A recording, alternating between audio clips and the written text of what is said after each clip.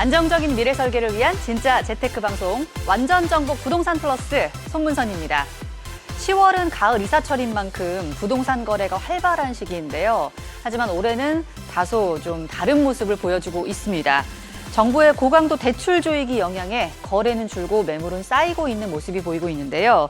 매물 소화까지는 꽤 오랜 시간이 걸릴 것이라는 전망이 전문가들 사이에서 좀 있습니다. 잠시 후 시장의 자세한 흐름을 읽어보고요. 여러분의 부동산 고민 1:1 상담을 통해서 해결해 드리는 시간까지 준비되어 있으니까요. 끝까지 저희와 함께 해주시기 바랍니다. 자, 그럼 오늘의 부동산 주요 이슈 만나보겠습니다. 올해 전국에서 매매된 15억 이상의 고가 아파트 거래 비중이 2020년 이후 가장 높은 것으로 나타났습니다.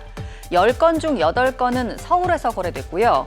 30억 원 이상 초고가 아파트 거래도 활발해 5년 새 최대치를 기록했습니다. 가계대출 증가 속도가 크게 꺾여 정체 상태입니다. 이달 들어 주요 시중은행의 주택담보대출 신규 취급액이 8월과 9월에 절반 수준까지 급감한 것으로 확인됐습니다. 대출 억제 조치와 스트레스 DSR 규제 등이 영향을 미쳤다는 분석입니다. 서울 아파트 매물량이 3년 만에 최대치를 기록했습니다. 정부의 대출 조이기로 매수 심리가 위축된 영향인데요. 관망세가 지속되면서 당분간 매물 적체가 계속될 것이라는 힘에 전망이 실리고 있습니다. 자, 서울 아파트 매매 시장 흐름 자세히 살펴보겠습니다. 오늘 이동주 전문가 나오셨습니다. 안녕하세요. 네, 안녕하세요. 네, 정부의 고강도 대출 조이기 여파 때문에 지금 부동산 시장 다시 정체되고 있습니다. 지금 매물이 좀 쌓여가는 그런 상태가 있다고 하는데 원래 10월은 좀 거래가 활발한 시기인데 올해는 조금 다른 모습이죠. 시장을 지금 어떻게 흐름을 판단해야 할지 중요한 시기일 것 같습니다. 어떨까요? 네, 그렇습니다. 아무래도 기준금리가 인하하면서 부동산 시장의 흐름이 어떻게 갈 것인가에 대한 관심이 굉장히 높은 시기이긴 한데 이렇게 한번 보시면 될 것 같아요. 이런 시장이 펼쳐지는 가장 큰 이유는 사실은 관점이 두 가지 관점이 존재를 하기 때문입니다. 어떤 관점이냐면 하나는 자, 물건을 처분하려고 하는 물건을 내놓는 사람이죠. 매도자의 관점이고 하나는 매수자의 관점인데 실제 우리가 금리가 인하하면 부동산 가격이 상승할 거라는 기대치를 갖고 있기 때문에 매도자들이 물건을 안 내놓을 거라고 생각을 하지만요. 그 반대 현상입니다. 어떻게 반대 현상이 일어나는 거냐면 매도자들은 그동안 부동산 가격이 많이 좀 계속해서 꾸준하게 또 상승을 했잖아요. 부동산 가격이 상승을 하면 차익 실현을 하려고 합니다. 그 차익 실현 매물을 하면서 가격이 추가적으로 올라갈 것을 기대해서 매수자들이 늘어날 거라고 생각을 하고 차익 실현 매물이 증가를 하게 되는 거죠. 자, 반면에 매수자는 금리가 인하가 됐으니까 가격이 오를 거라고 해서 시장에 진입할 거라고 예상을 하는 것과 다르게 움직이는데 어떻게 다르게 움직이는 거냐면 아니 지금 현재 시장에서는 매물이 지금 증가하고 있으니까 상대적으로 가격은 떨어질 거 아니야? 그리고 그동안 가격이 많이 상승을 했으니까 이제는 조금 정체 또는 조금 조정을 받을 수 있지 않을까? 이런 역기대 심리가 발생을 하는 거죠. 네. 그렇기 때문에 매도와 매수자가 지금 어떤 상태에 있는 거냐면 서로 힘겨루기를 하고 있는 상태예요. 자, 그리고 또 여기다가 매수자의 조건이 사실은 좋아져야 되는데 조건이 지금 좋아지는 게 아니라 조건이 똑같아요. 기준금리가 보통 우리가 기준금리가 인하가 되면 대출금리가 인하가 돼서 매수자들의 조건이 좋아질 거라고 생각을 하지만 지금 현재 우리나라는 어떤 상황이냐면 이 대출을 규제를 하죠. 이 대출을 지금 규제를 합니다. 그 가계대출 증가 문제 때문에. 그래서 가상금리를 적용을 해요. 은행들이. 가상금리를 적용을 하다 보니까 기준금리 인하를 했지만 가상금리는 올라가니까 큰 변동이 없고요. 여기다 또 한 가지 문제는 뭐냐면 스트레스 DSR이죠. 스트레스 DSR이 실행이 되면서 이 매수자들이 실제로 받을 수 있는 대출 한도는 오히려 금리가 떨어졌음에도 불구하고 오히려 한도까지 떨어지는 이런 상황이 발생을 합니다. 즉 기준금리 인하 효과를 가상금리라든가 스트레스 DSR이 상쇄시켜버리는 아무런 이득이 없는 상태로 만들어버리는 거예요. 여기다 또 하나 앞으로 하반기하고 내년 상반기 부동산이 이런 상태에서 어떻게 될 것이냐를 조심스럽게 조금 예측을 해본다면요. 이 스트레스 DSR이 큰 역할을 하게 될 겁니다. 이 스트레스 DSR이 어떤 큰 역할을 하게 되냐면 지금 현재 2단계를 실행했단 말이에요. 자, 내년에 그러니까 25년도에 3단계가 실행 예정이 돼 있어요. 물론 올 하반기에 기준금리를 또 내릴 것이냐 안 내릴 것이냐 아니면 올 하반기에 안 내리면 내년 상반기에 내릴 것이다 라는 예측이 지금 우세한 가운데 그 효과를 또 상쇄시킬 거란 말이에요. 이 3단계가 상쇄시킬 거기 때문에 앞으로 최소한 올 하반기까지는 부동산 매물 증가와 그리고 차익 실현에 의한 매물 증가, 그리고 매수자들의 관망세가 이어지면서 팽팽한 힘겨루기가 이루어질 것이고, 이에 따라서 가격 또한 하향 보합세로 유지될 확률이 굉장히 높다라고 우리가 예측해 볼 수 있는 그런 뉴스가 되겠습니다. 네. 그래서 지금 매물을 내놨는데도 팔리지 않는다라고 하는 그런 좀 사람들의 의견도 많습니다. 어쨌든 금리 인하 효과를 상쇄하는 그런 대출 규제 부분이 있기 때문에 당분간은 매수 매도자 간의 어떤 간극의 매물 소화가 쉽지 않을 전망이 있다라는 말씀 잘 들어봤습니다. 자, 이동주 전문가와 함께 부동산 시장의 주요 이슈 짚어봤고요. 보다 자세한 정보 궁금하신 분들 카카오톡 채널 크존 검색하시면 만나보실 수 있습니다. 그리고 어플리케이션 재테크존을 다운로드 받으시고요. 방송 사연 신청에 고민 남겨주시면 저희가 상담으로도 도움 드리니까 고민 있으신 분들도 많이 남겨주시기 바랍니다. 자, 이동주 전문가가 진행하는 부동산 무료 세미나가 준비되어 있는데요. 일정 참고해 보시죠.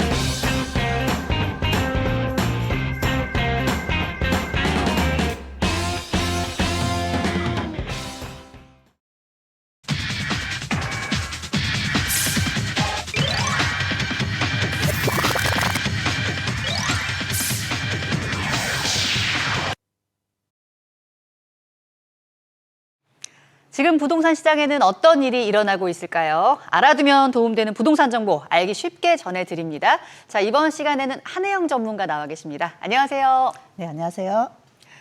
네, 부동산 시장에서 이제 온도차가 갈수록 커지고 있습니다. 지역별, 물건별 양극화는 점점 심해지고 있는데요. 그동안에 좀 서울 아파트 시장은 그나마 조금 나았던 걸로 알고 있는데 서울 아파트 시장 내에서도 격차가 지금 크게 벌어지고 있다고요. 네, 양극화 지금 갈수록 심화되고 있죠. 네. 서울 내에서도 강남권과 강북권의 격차가 지금 크게 벌어지고 있는데요. 1422 대 121 이런 수치가 있습니다. 1422 대 12. 네, 121. 네. 네. 강남 3구와 강북 3구의 신고가, 아파트 신고가 거래 건수, 그러니까 올 1월부터 9월까지 네. 수치인데요. 신고가 거래라는 것은 직전 거래보다 그 이후에 높은 가격에 거래된 걸 신고가 거래라고 하는데, 강남 3구는 1,422건이 거래가 됐는데 네. 강북 3구, 그러니까 노도강은 121건에 그쳤거든요. 예, 강남에 비하면 10%도 안 되는 수준이라는 거죠. 이런 양극화 현상이 점점 더 심화되고 있다는 점이 더 문제인데요. 이런 양극화는 지방과 수도권뿐만 아니라 서울 안에서도 굉장히 격차를 벌리고 있습니다.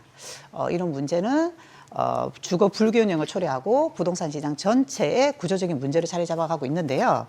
국민 평형이죠. 전용 85제곱미터 이하, 그러니까 아파트 가격 격차는 더 극적인 게 지난 8월이었죠. 서울 반포에 한강이 보이는 그 아파트가 지금 60억에 거래가 됐는데 네. 도봉구의 한 아파트는 똑같은 85제곱미터인데 3억 7천만 원에 거래가 됐습니다. 16배 정도 차이가 난 거죠.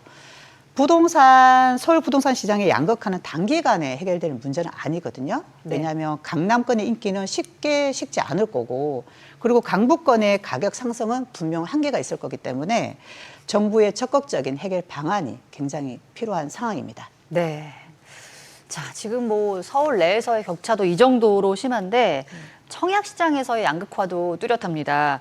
서울은 지금 로또 열풍에 열기가 뜨거운데 지방에서는 뭐 청약 미달 그리고 악성 미분양에 좀 시달리고 있죠. 네. 지금 수도권과 지방 청약 시장의 양극화, 그러니까 탈동조화 현상이 굉장히 심화되고 있죠. 네. 올해 9월까지 서울에서 아파트를 분양한 1순위 청약 경쟁률이 140대 1을 넘어섰거든요. 서울과 수도권의 인기 단지 같은 경우는 수백 대 1의 치열한 경쟁률을 기록하고 있고요. 로또 청약이란 말이 나오는 게 일단 당첨만 되면은 높은 시세 차익이 보장이 되니까 기대를 하기 때문에 로또 청약이란 말이 나오는데, 반면에 지방 청약 시장은 완전히 다른 상황입니다. 청약 미달 단지가 계속해서 속출하고 있고 또 부산하고 대구 같은 이런 일부 인기 지역 빼고는 악성 미분양이 굉장히 심각하거든요. 그러니까 이 악성 미분양이라는 거는 준공이 되고 나서도 분양이 되지 않는, 물량이 팔리지 않는 것을 악성 미분양이라 하는데 네. 지방의 아직 여러 지역에는 이런 아직도 미분양되는 양의 미분양 물량이 굉장히 쌓이고 있다는 것이 현실입니다. 이 같은 상황에서 정부도 수도권 주택 공급에 더 집중을 하고 있고 2021년부터 2023년까지 공공주택 공급의 70% 가까이를 수도권에 집중을 하면서 서울과 수도권의 집값을 잡기 위해 노력을 하고는 있습니다만 지방 청약 시장의 이런 부진은 인구 감소와 경제 여건 악화가 이렇게 맞물리면서 앞으로도 지속될 가능성이 좀 있는 거죠. 그래서 지방의 인구 유입을 늘리기 위한 그런 근본 대책이 지금 필요한데 단순히 제조업 중심의 산업 단지를 늘리는 것만으로는 부족하고요. 네. 고부가가치 산업 유치와 그리고 양질의 주택을 같이 조성하는 것이 이루어져야만 지방에도 좀 더 안정적인 청약 수요를 창출할 수 있을 것으로 보여집니다. 네.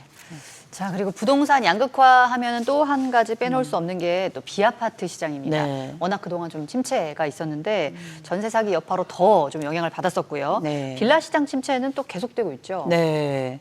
지금 현재 비아파트 시장, 특히 이 빌라 시장의 침체 사기는 전세 사기 여파 이후에 더 심화되고 있거든요. 네. 근본적인 이런 현실의 문제를 반영하지 못하고 정부의 과도한 이런 규제가 시장을 굉장히 옥죄고 있다는 점인데요. 그러니까 빌라 이는 즉 다세대 주택은 서민들의 대표적인 주거 사다리 역할을 해왔는데 최근 정부가 전세 사기에 대한 문제를 해결하기 위해서 다세대 주택에 있는 임대사업자, 보유자들을 마치 전세 사기의 주범으로 보는 듯한 그런 규제를 도입해 왔거든요. 네. 그러니까 예를 들면 전세 반환 보증 가입 조건으로 공시가격 곱하기 126이라고 고집하는 이런 점이 대표적인데 네네. 그러니까 빌라 전세 가격을 시장이 주도해야 되는데 시장이 흘러가는데 놔둬야 되는데 정부가 지금 딱 전세 가격 곱하기 126, 공시지가 곱하기 126으로 아예 전세 가격을 정부가 정하고 있는 거죠. 네. 물론 전세 사기 방지를 위한 정책 의도는 우리가 이해할 수 있지만 사기꾼은 이렇게 소수에 불과하잖아요. 그러니까 전세 사기꾼은 소수에 불과한 이 사기꾼을 잡기 위해서 빈대 잡으려다 초과상가를 태우는 격에 이런 규제를 도입하면서 다세대 주택 시장 전체에 굉장히 큰 부담을 주고 있는 이런 상황입니다. 이것으로 인해서 아파트로 시장 쏠림이 더 심화되고 있고 네. 아파트 전세 물량은 감소하고 또 월세 시장이 확장되면서 월세 가격은 오르게 되고 결국에는 자금 여력이 부족한 서민들이 비싼 월세로 살게 되게 되는 그런 결과를 초래하고 있는 거거든요. 네. 다세대 주택이라는 이러한 중요한 주거 옵션이 사라지면서 서민들의 주거 부담이 굉장히 커지고 있는 것이죠. 물론 정부도 이 비아파트 시장을 활성화하기 위해서 뭐 공시지가 5억 이하의 뭐 전용 85제곱미터 이하의 빌라를 사게 됐을 때는 네. 뭐 청약을 받을 때 무주택으로 간주해 준다든지 또 뭐 신축 빌라를 구입하게 됐을 때는 약간의 세제 혜택을 주는 등의 뭐 지원을 하고는 있지만 이런 어설픈 대책만으로는 다세대 주택 시장을 되살리기에는 굉장히 한계가 있어 보이고요. 다세대 주택의 특성을 반영한 현실적인 조건이 지금은 필요한데 무엇보다도 전세 보증보험 가입 조건 그러니까 공시지가 곱하기 126 이거 네. 반드시 완화해야 되고 또 다세대 임대사업자를 지원하는 그런 정책 반드시 강화해서 이런 현실적인 대책 두 가지 정도의 현실적인 대책이 빠르게 마련되어야 다세대 주택 시장이 다시 되살아나면서 서민들의 주거 안정도 함께 도모할 수 있을 것이라 보여집니다. 네. 네. 현실적인 좀 정책의 변화 필요하다는 말씀도 해주셨고요. 자, 그리고 이제 최근에 대출 규제 강화 때문에 서울 아파트 시장도 상승세가 둔화되고 있는데 매수 심리가 이제 워낙 좀 주춤하는 상태라서 그리고 앞에 저희가 양극화 얘기도 또 네, 했잖아요. 네, 네. 이러다 보니까 아무래도 그동안도 똘똘한 한 채, 맞아요. 똘똘한 한 채 이랬는데 이게 더 심화되는 건 아닌지 우려의 목소리가 큽니다. 네, 네, 맞아요. 네. 지금 대출 규제는 결국 이 서민들의 손발을 묶는 역할을 하고 있습니다. 그러니까 DSR이라든지 스트레스 DSR 같은 경우는 소득이 낮고 자금 여력이 낮은 사람들은 좋은 주택을 구입하기 어려운 구조를 지금 만들어내고 있는 거거든요. 네. 이것 때문에 대출 영향을 덜 받는 15억 이상의 초고가 주택가, 대출 영향을 많이 받는 중저가 주택가 안에 양극화가 벌써 발생하고 있는 거고요. 특히 2주택 같은 경우는 대출이 아예 안 나옵니다. 네. 그러니까 당연히 더 좋은 주택에 관심을 갖게 되는 거고 어차피 내가 한 채를 사야 된다고 했다면 당연히 상급지로 눈을 돌리게 될 수밖에 없는 거거든요. 그렇죠. 예, 자연히 상급지에 대한 수요가 늘어나면서 악순환이 생기게 되는 거고요. 이런 상황을 완화하기 위해서는 지역별, 개인별 맞춤형 정책이 필요하다. 똘똘한 한 채를 손하는 현상을 좀 줄이고 네. 서민들이 좀 더 쉽게 주택을 구입할 수 있는 그런 구조적인 지원이 정책이 필요하다는 거고요. 그래야 부동산 시장의 양극화가 좀 더 완화될 수 있을 거라 생각됩니다. 네. 조금 더 이제 좀 정책이 세분화될 필요가 있다. 이런 네. 말씀이시죠. 자, 지금까지 극심해지고 있는 주택시장 양극화 현상 짚어봤습니다. 함께해 주신 한혜영 전문가와는 인사 나누겠습니다. 오늘 고맙습니다. 네, 감사합니다.